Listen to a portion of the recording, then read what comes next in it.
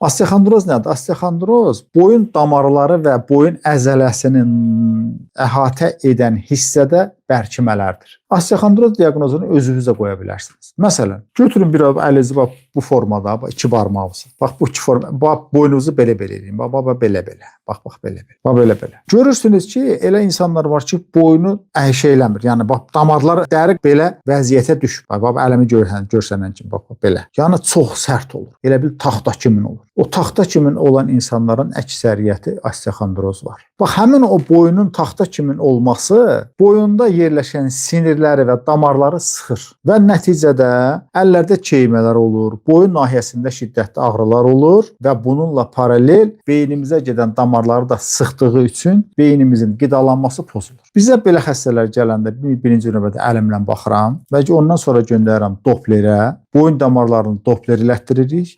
Deməli bizdə burada nə etməliyik? Biz burada osteoxondroza səbəb olan birinci faktoru aradan qaldırmalıyıq və beyin damarlarını qidalandırmaq üçün vasitələrdən istifadə etməliyik. Osteoxondroza səbəb olan faktorların başında nə gəlir? Revmatik xəstəliklər.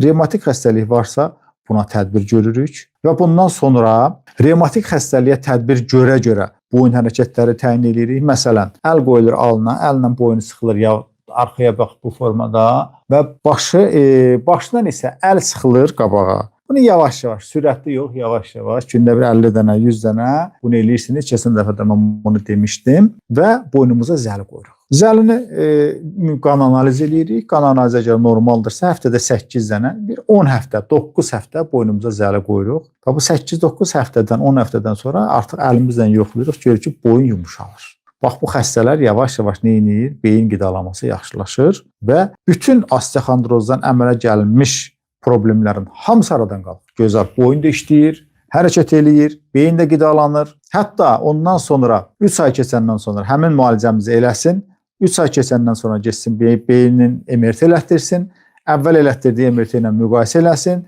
görsün ki, gliotik ocaqlarda nə qədər dəyişiklik var, beynin qidalanmasına nə qədər dəyişiklik var. Hətta elə insanlar var ki, ondan sonra beyin atrofiyası bəzən əmələ gələ bilir, qulaqlarda küy əmələ gələ bilir. Bunların hamısı aradan qalxır inşallah.